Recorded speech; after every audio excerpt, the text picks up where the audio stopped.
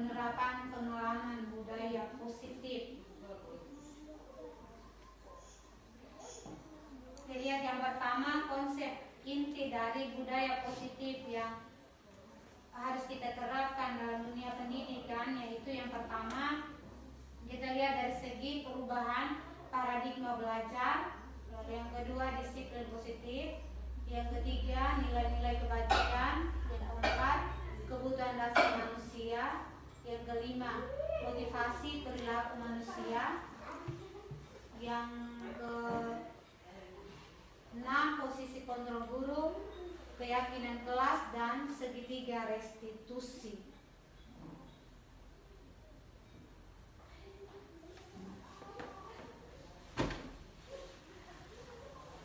Untuk perubahan paradigma belajar itu makanya kita dari pada proses kurikulum Merdeka Belajar kita menggunakan alur merdeka. Alur merdeka ini kita mulai dari diri sendiri.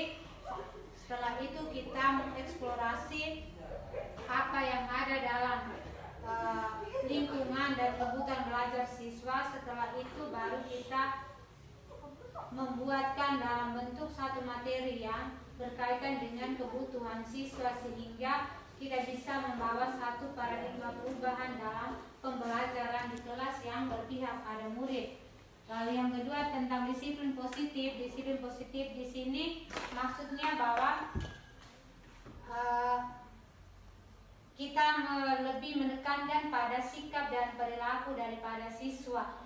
Bagaimana menerapkan tentang profil pelajar Pancasila, itu beriman, bertakwa, berintelektual, dan lain-lain. Lalu nilai-nilai kebajikan yang berkaitan juga ada hubungan erat dengan disiplin positif dan kebutuhan dasar daripada manusia. Kebutuhan dasar manusia itu makanya siswa itu dia datang bukan hanya untuk menerima pelajaran saja, tetapi bagaimana kita membentuk karakter mereka. Itu mereka ada siswa yang contohnya hanya datang ugal-ugalan saja, itu artinya mereka membutuhkan kasih sayang daripada kita sebagai seorang guru. Jadi selain kita memberikan pelajaran, kita juga membentuk dari perilaku atau karakter pada siswa tersebut. Lalu motivasi perilaku manusia, makanya di sini supaya siswa itu bisa perilakunya bisa berubah, semuanya tergantung daripada kita guru harus menjadi contoh teladan bagi mereka, menjadi penuntun sehingga apa yang kita buat bisa ditiru oleh siswa itu sendiri. Lalu yang berikut posisi kontrol guru. Posisi kontrol guru di sini kita sebagai posisi sebagai manajer. Kita tidak bisa juga sebagai teman, bisa juga sebagai pembuat merasa bersalah. Kalau sebagai teman itu biasanya ketika anak berbuat masalah, kita dekatkan diri dengan siswa tersebut supaya dia tidak merasa bahwa hal yang dia buat itu salah. Lalu yang berikut lebih pada posisi kontrol kita sebagai manajer. Manajer di sini artinya kita mengontrol apa saja aktivitas yang dibuat oleh siswa. Ketika siswa buat bermasalah ataukah siswa yang tidak bermasalah, kita tetap memberikan motivasi sehingga mereka itu merasa nyaman ketika mengikuti proses pembelajaran di kelas. Lalu yang berikut membuat keyakinan kelas. Keyakinan kelas itu yang selama ini kita sudah pernah buat, yang beriman, bertakwa, seperti yang tadi sudah saya jelaskan secara garis besar. Dan di sini miskonsepsi tentang teori kontrol guru tadi. Yang pertama, ilusi guru mengontrol murid, ilusi bahwa semua penguatan positif, efektif, dan bermanfaat. Yang ketiga, ilusi bahwa kritik dan membuat orang merasa bersalah dapat menguatkan karakter. Yang keempat, ilusi bahwa orang dewasa memiliki hak untuk memaksa. Kontrol diri, teori kontrol di sini kita guru itu tidak bisa memaksa bahwa kita langsung bahwa engkau buat salah ini, tidak bisa. Kita harus panggil dan menanyakan baik-baik persoalan apa yang dialami sehingga dia tidak mengalami dilema dalam mengatasi persoalan itu. Yang berikut, mengubah paradigma stimulus respon ke pendekatan teori kontrol. Nah, stimulus yang pertama itu realitanya realitas kebutuhan kita sama. Teori kontrol di sana ternyata berbeda, kebutuhannya berbeda masing-masing siswa. Nah, semua orang melihat hal yang sama. Ternyata teori kontrolnya setiap orang memiliki gambaran yang berbeda. Lalu yang berikut, kita mencoba untuk mengubah orang agar berpandangan sama dengan kita. Ternyata di sana kita berusaha memahami pandangan orang lain tentang dunia.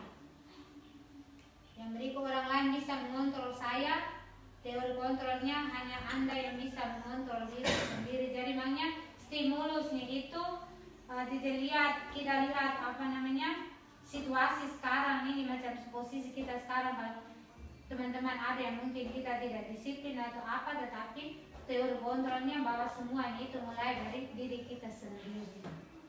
Jadi sesuatu hal itu bisa merespon, mengubah paradigmanya itu semuanya tergantung dari pendekatan, respons sesuai dengan teori kontrolnya.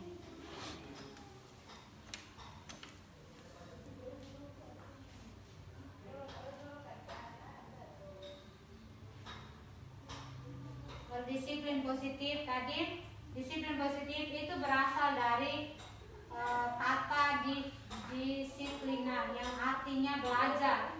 Disiplin positif merupakan suatu cara penerapan disiplin yang mengajarkan anak bertanggung jawab dan menumbuhkan kesadaran diri berdasarkan nilai-nilai kebajikan. Tapi mengarah pada disiplin diri, di mana dapat membuat murid memahami dan menyadari segala perilakunya berdasarkan motivasi intrinsik, bukan akibat paksaan, pujian, atau hukum. Dan yang kedua, sebagai pendidikan.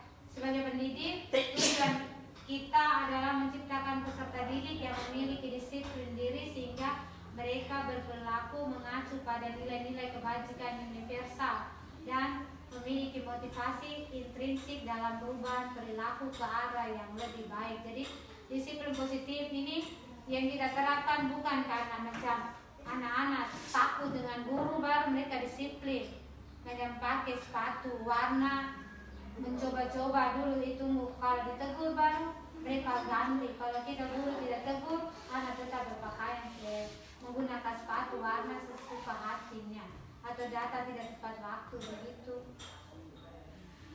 Lalu yang berikut,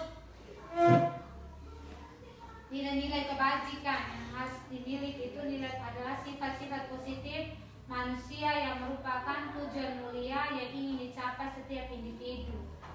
Nilai-nilai ini disepakati bersama terlepas dari suku, bangsa, agama, bahasa maupun latar belakangnya. Contoh nilai kebajikan institusi atau organisasi: profil belajar Pancasila, beriman, bertakwa, berakhlak mulia, mandiri, bernalar kritis, kebinekaan, dan lain-lain. Lalu IPO Primary Years, program PIP, toleransi, rasa hormat, integritas, mandiri, menghargai, antusias, empati, pengetahuan, kreativitas, kerjasama, percaya diri, komitmen. Sedangkan keterampilan hidupnya, life skill, dapat dipercaya, lurus hati, pendengar yang aktif, tidak merendahkan orang lain, memberikan yang terbaik dari diri.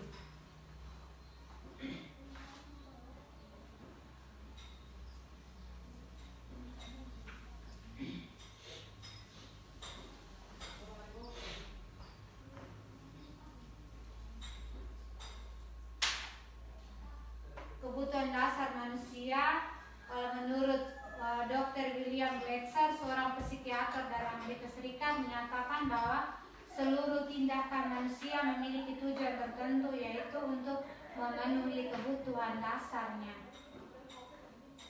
Kebutuhan dasar manusia yang pertama, bertahan hidup, kasih sayang dan rasa diterima, penguasaan, kebebasan, dan kesenangan. Yang ini yang melekat pada diri setiap yang mereka butuhkan. Jangan sampai ada anak yang di rumahnya tidak ada kasih sayang, di sekolah mereka butuh rasa kasih sayang, ada yang mungkin di lingkungannya tidak diterima, maka bagaimana caranya supaya kita bisa bekerja sama sehingga mereka itu bisa merasa diterima di lingkungan belajarnya. Motivasi perilaku manusia itu untuk menghindari ketidaknyamanan atau hukuman. Motivasi ekstrinsiknya itu untuk mendapat imbalan atau penghargaan dari orang lain. Kalau dari intrinsiknya kita bermotivasi untuk menjadi orang yang mereka inginkan dan menghargai diri sendiri dengan nilai-nilai yang mereka percaya. Ada anak yang seperti tadi saya sudah jelaskan, ketika kita kasih tugas, ada anak yang maunya supaya mereka itu lebih cepat, supaya mereka dipuji. Tapi ada anak yang masa bodoh, mereka tidak nyaman, mereka hanya menerima hukuman saja.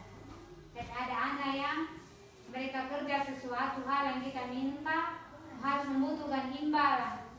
Angkut sampah juga tunggu kalau diminta sebentar dikasih permen atau dikasih es, baru anak-anak mau. Kalau tidak maka anak-anak tidak mau. Jadi ada beberapa motivasi yang dimiliki oleh para siswa. Tapi sebenarnya hal-hal itu bisa dihindari sehingga mereka bisa menghargai diri sendiri dan mereka bisa percaya diri. Yang berikut, hukuman, konsekuensi, dan restitusi. Dari tiga hal ini mungkin selama ini yang sering kita buat itu hukuman karena konsekuensinya apa, tetapi restitusinya belum kita jalankan semaksimal. Hukuman itu bersifat tidak terencana atau tiba-tiba. Bisa hukuman bersifat satu arah berupa fisik maupun psikis. Macam tidak bawa tugas, sering dihukum berlutut atau apa begitu. Lalu konsekuensinya sudah terencana atau sudah disepakati. Bentuk-bentuk konsekuensi yang dibuat oleh pihak guru atau sekolah, murid tidak nyaman untuk jangka waktu pendek. Contohnya tidak bawa tugas berarti Alkitab atau apa begitu, maka anak-anak berlutut atau tidak mengikuti pelajaran atau tetap duduk di luar kelas. Padahalnya sebenarnya kita harus menggunakan teknik restitusi, yaitu proses menciptakan kondisi bagi murid untuk memperbaiki kesalahan mereka.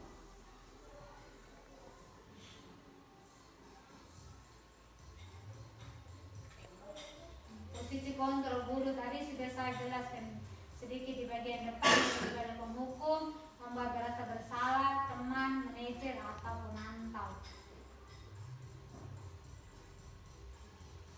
Contoh penerapan 5 posisi kontrol guru. Kasusnya siswa tidak memakai atribut lengkap pada saat upacara bendera. Hukumnya hormat pada bendera selama 1 jam, membuat merasa bersalah. Berapa kali ibu harus memberitahumu, kamu selalu saja mengecewakan ibu. Sebagai teman, tolong dengarkan ibu ya, sekali ini ikuti aturan sekolah ya, sudah kali ini tidak apa-apa. Kalau sebagai pemantau, kamu sudah melanggar peraturan sekolah, kamu tahu konsekuensinya. Setelah upacara kamu beli atributnya ke koperasi dan jangan diulangi lagi. Kalau sebagai manajer, apakah kamu tahu kesalahanmu? Kira-kira bagaimana kamu memperbaiki kesalahanmu?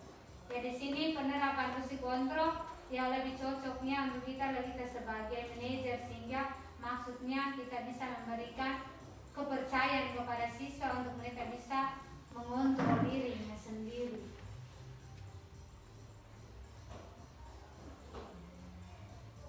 Keyakinan kelas, mengapa keyakinan kelas? Mengapa peraturan kelas? Pertanyaannya. Pembentukan keyakinan kelas atau sekolah bersifat abstrak, berupa pernyataan yang terseksa, dibuat dalam pernyataan positif sedikit saja agar mudah diingat, sesuai dengan kondisi kelas dan sekolah sehingga mudah diterapkan. Ya, keyakinan kelas itu kita lihat dari situasi kita yang sekarang, kenyataannya seperti apa, sehingga ketika kita buat bentuk keyakinannya, anak-anak tidak ataupun guru kita tidak merasa terbebani dengan keyakinan atau peraturan yang kita buat. Berikut tentang segitiga restitusi tadi adalah satu proses dialog yang dijalankan oleh guru agar dapat menghasilkan murid yang mandiri dan bertanggung jawab. dari menstabilkan identitas, memvalidasi tindakan yang salah, lalu menyatakan keyakinan. Menstabilkan identitas itu maksudnya contohnya berbuat salah itu tidak apa-apa, tidak ada manusia yang sempurna. Bapak Ibu juga pernah melakukan itu. Bapak Ibu tidak tertarik mencari siapa yang salah, tapi Bapak Ibu ingin mencari solusi dari permasalahan ini. Kamu berhak merasa begitu. Ingin mencari solusi dari permasalahan ini, kamu berhak merasa begitu. Validasi tindakan yang salah itu contohnya pernyataannya, kamu pasti punya alasan mengapa lakukan hal itu, padahal kamu bisa melakukannya lebih buruk dari ini ya. Kamu patut bangga pada dirimu sendiri karena kamu telah melindungi sesuatu yang penting buatmu. Kamu boleh mempertahankan sikap itu, tapi kamu harus menambah sikap yang baru. Yang terakhir, menanyakan keyakinan itu dengan cara apa keyakinan kelas kita, nilai-nilai apa yang telah kita sepakati bersama, seperti apa gambaran sebuah kelas yang ideal menurut kamu ingin menjadi orang yang seperti apa. Itu sesuai dengan kondisi yang dialami oleh siswa. Contoh penerapan segitiga restitusi.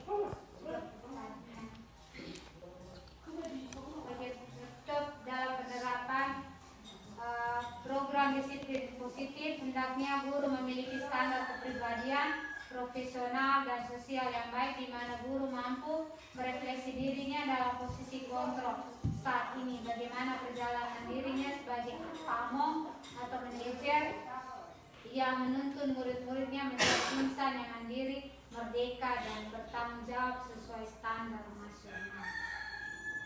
Terima kasih atas waktunya.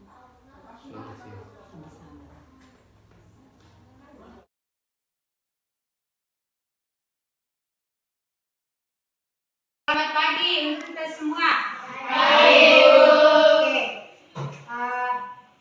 Hari ini kita di awal tahun pelajaran, kita membuat, sebelum kita melaksanakan kegiatan pembelajaran di awal tahun itu, kita membuatkan satu peraturan dalam bentuk keyakinan yang akan kita pakai selama satu semester berjalan.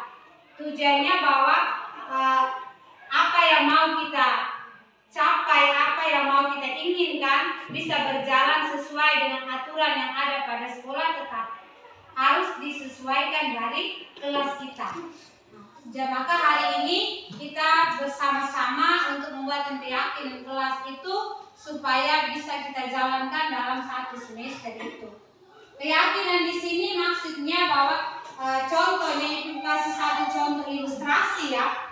Ketika kita melakukan perjalanan dengan menggunakan sepeda motor, alat pengaman yang kita gunakan pertama adalah apa? Helm. Dari helm itu kita yakin dan percaya bahwa dengan menggunakan helm, ketika kita mengalami suatu musibah pasti kepala kita akan terlindungi. Maka itu sebuah peraturan yang dibuat oleh kepolisian bahwa melakukan sebuah perjalanan yang menggunakan roda 2 kita harus menggunakan helm dengan tujuan adalah kita yakin dan percaya bahwa dia itu bisa membantu kita untuk menjaga keselamatan.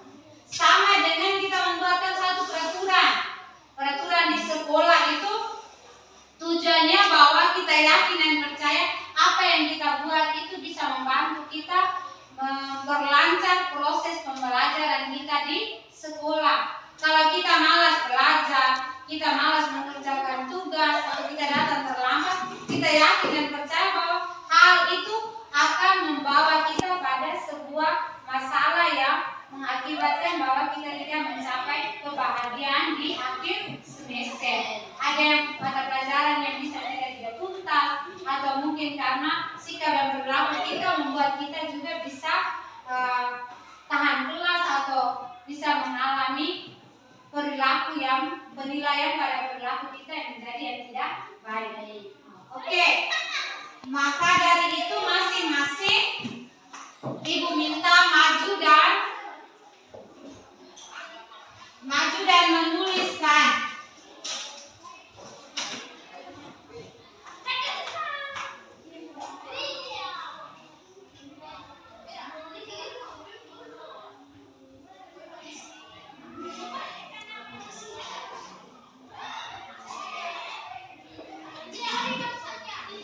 Maju dan menuliskan peraturan apa yang mau kita buat.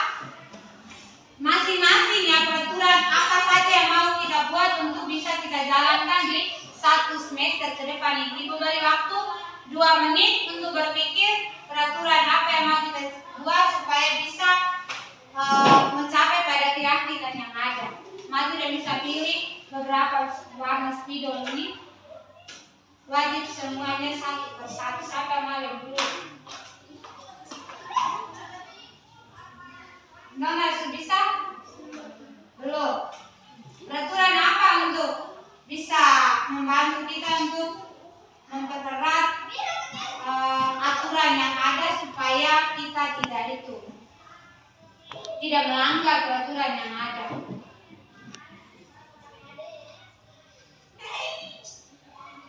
Seperti untuk kebersihan itu kita buat apa? Tanggung jawab itu apa saja? Wah, bisa? Ikan kertasnya saja masing-masing tulis dan tempelkan di bagian peraturan ya.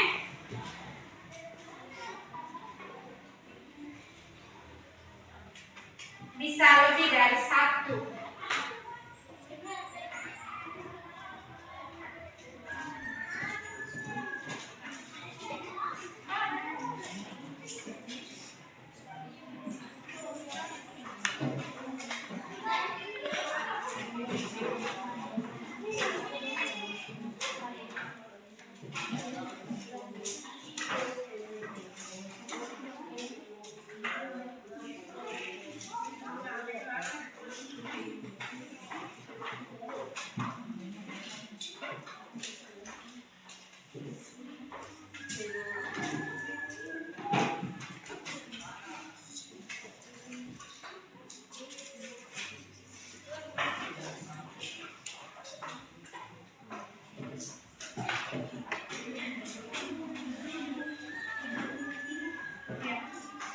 Tulis pakai huruf kecil ya.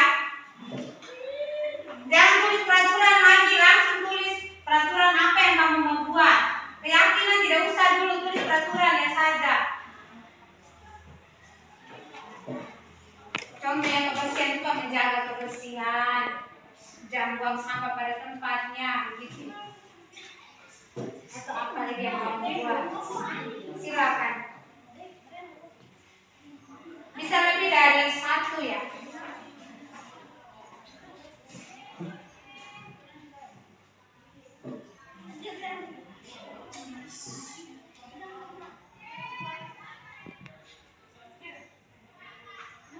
Kesepakatan bersama yang kita pakai untuk selama 1 semester di dalam kelas maupun yang bisa kita pakai di luar kelas.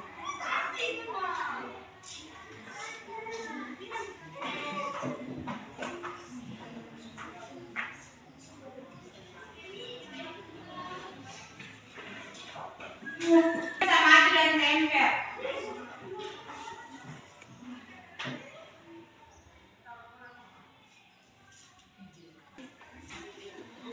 Sudah? Kalau apa yang tidak kuat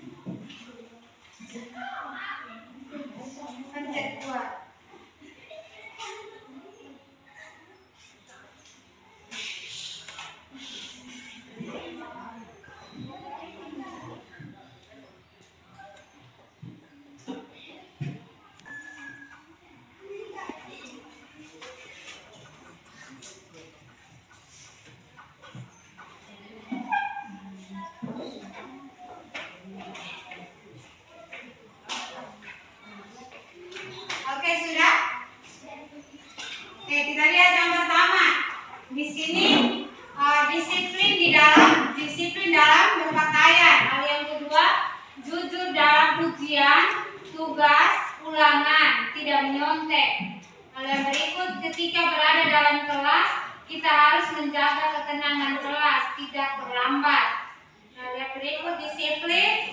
Yang berikut, tidak menyontek saat ujian, buang sampah pada tempatnya, tidak membuang sampah sembarangan, menjaga ketenangan kelas, tidak membawa HP ke sekolah, jangan membuang sampah sembarangan, datang sekolah tepat waktu, tidak bolos, datang sekolah tepat waktu, tidak boleh menyontek di saat ujian dan ulangan, tidak membawa HP ke sekolah, jujur pada guru, bekerja sama dengan teman pada saat diskusi, tidak membuang sampah sembarangan, membuang sampah pada tempatnya, saling mendengarkan ketika memberi pendapat, wajib mengikuti pembelajaran di kelas, memberi salam pada guru.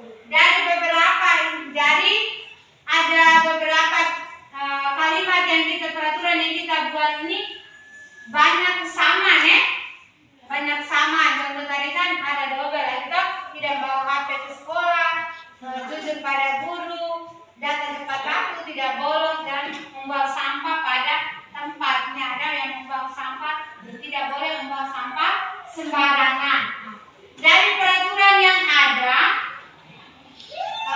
kalau peraturan itu artinya bahwa sesuatu yang harus kita taati, tidak boleh melanggar ya. Itu dia terikat sekali, supaya kita jangan merasa terbebani dengan aturan yang ada, maka kita membuatkan sebuah keyakinan. Kita yakin dan percaya bahwa apa yang kita buat itu pasti akan membawa sesuatu yang baik buat kita. Ya tidak? Ya toh? Contoh tadi, kalau kita tidak gunakan helm, otomatis kita akan mengalami sesuatu hal yang tidak kita inginkan. Tetapi kalau kita yakin bahwa menggunakan helm itu membawa keselamatan, maka kita harus menggunakan helm. Sama dengan kita membuatkan peraturan ini ya. Dari peraturan yang ada kita yakin bahwa ketika kita menaati semua yang ini, kita yakin bahwa apa yang ada di sekolah ini bisa berjalan dengan baik ketika kita menaati semua yang kita buat itu. Bisa. Nah, maka dari aturan yang ada kita bawa kepada sebuah keyakinan dengan berpatokan pada 6 keyakinan dasar ini, yaitu hormat dan santun. Kita lihat yang pertama, sudah ya. Sekarang di sini kita buat keyakinannya.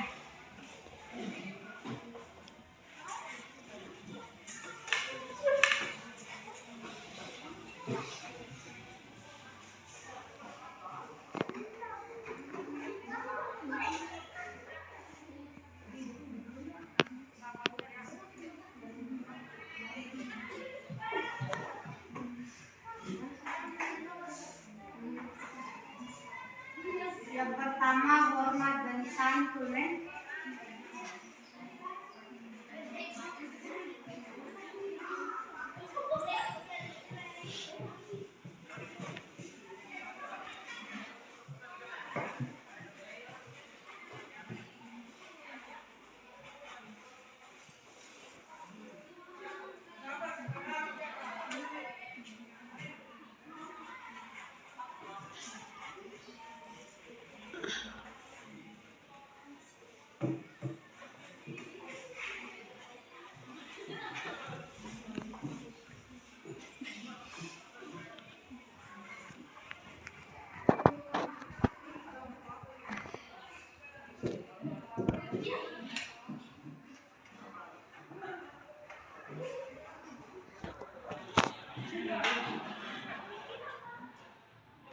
Oke, dari yang peraturan yang ada ini tadi Ibu juga sudah baca, kita sudah tulis bersama. Nanti dari sini kita bagikan masukan di dalam bagian keyakinan ini. Hormat dan santun itu apa-apa saja. Ya, kontrol diri ya. Ya, kontrol diri.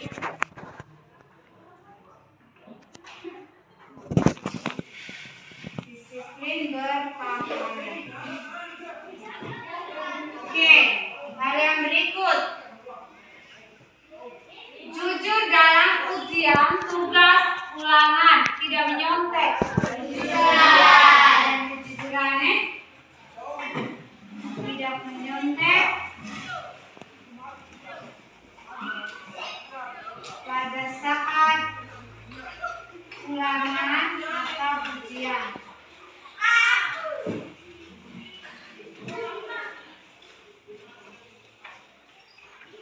Yang berikut, membuang sampah pada tempatnya. Ada kebersihannya. Membuang sampah pada tempatnya.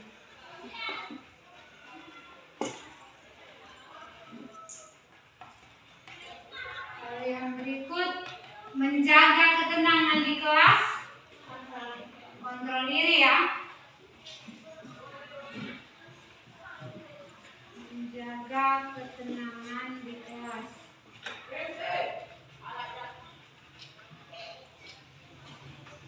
Datang ke sekolah tepat waktu. Datang ke sekolah tepat waktu, dia masuk pada bagian apa? Ya. Kontrol diri, oke? Datang ke sekolah tepat waktu. Jadi kita harus mengontrol diri untuk datang tepat waktu ke sekolah. Jawab ya.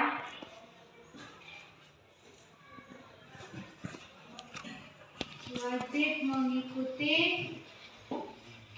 pembelajaran di kelas.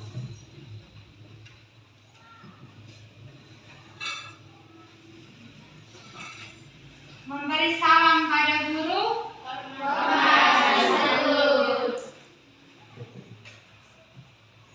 Memberi salam kepada guru.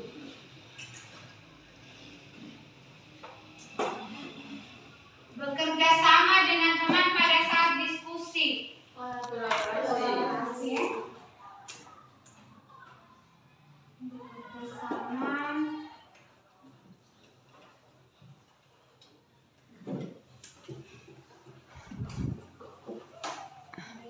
teman pada saat diskusi.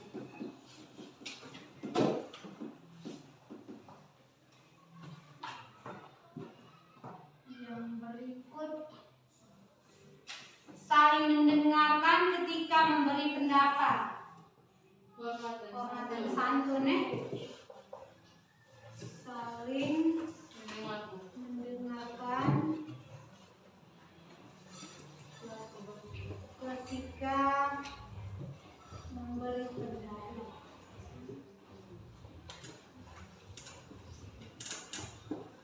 Oke. Jadi di sini ada beberapa kesepakatan yang kita pakai untuk bisa membuatkan sebuah keyakinan di kelas 7C di sini untuk kita jalankan dalam satu semester berjalan. Yang pertama, hormat dan santun itu memberi salam kepada guru, saling mendengarkan ketika memberi pendapat. Yang berikut kontrol diri yaitu disiplin berpakaian, menjaga ketenangan di kelas, datang ke sekolah tepat waktu. Kebersihannya itu membuang sampah pada tempatnya. Kejujuran itu tidak boleh menyontek pada saat ulangan atau ujian. Dan berkolaborasi adalah bekerja sama dengan teman pada saat diskusi. Oke, dari keyakinan yang ada ini, hari ini pada tanggal berapa tanggal hari ini?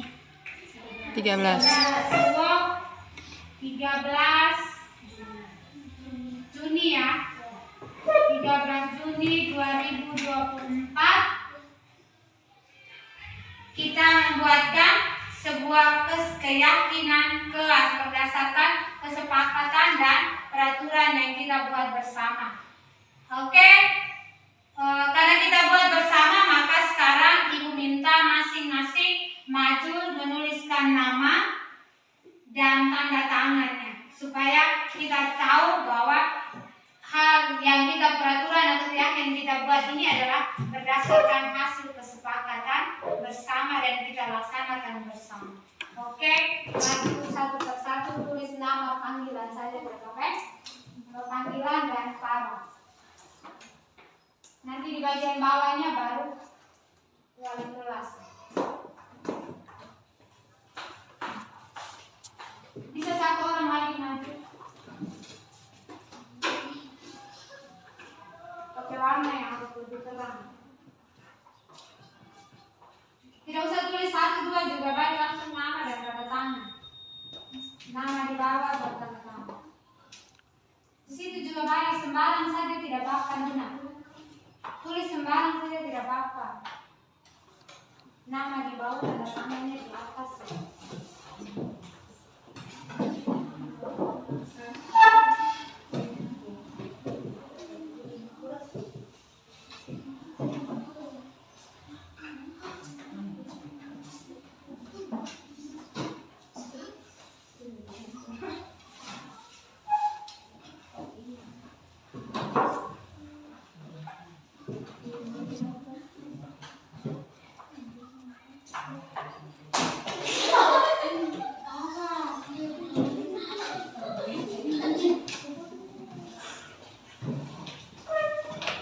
Santai-santai saja, jangan terlalu tegang.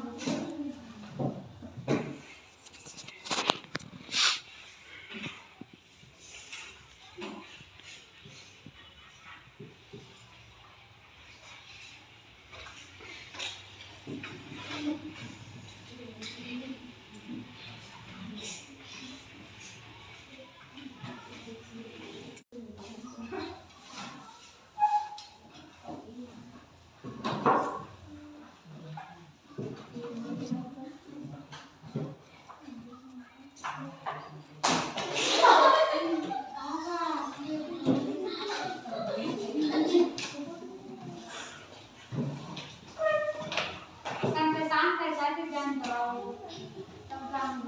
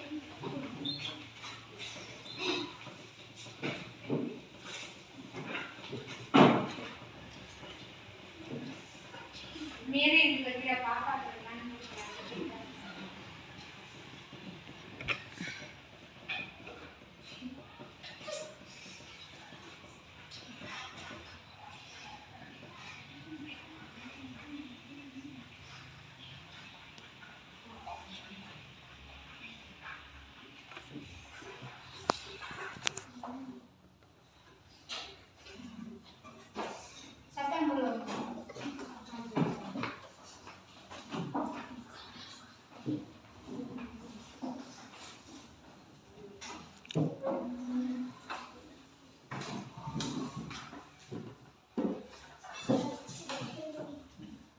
ya?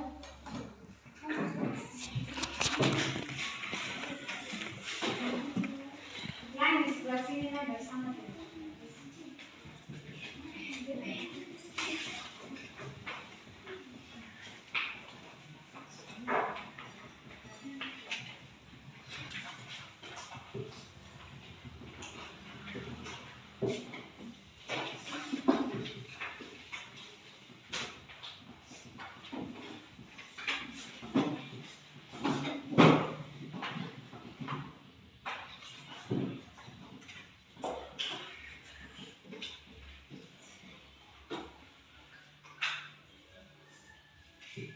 Oke, yang terakhir dari Ibu ya.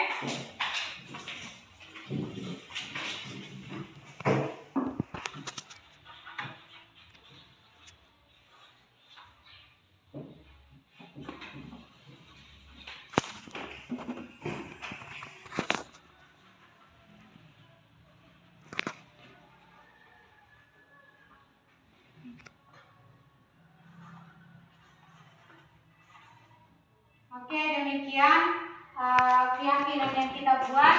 Nanti kita tempelkan di papan informasi ini untuk bisa kita lihat setiap hari pada saat kita proses pembelajaran. Oke, 1-2 orang bantu itu untuk kita tempelkan.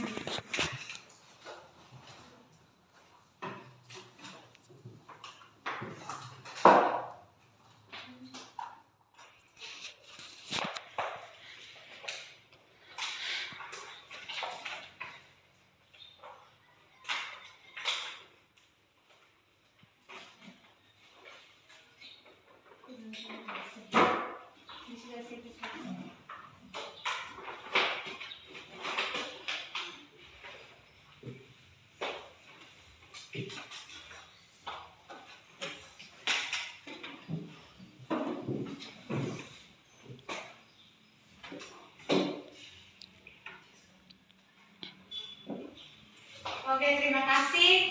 Kita sudah membuatkan, berarti kita siap untuk menjalankan semua ya.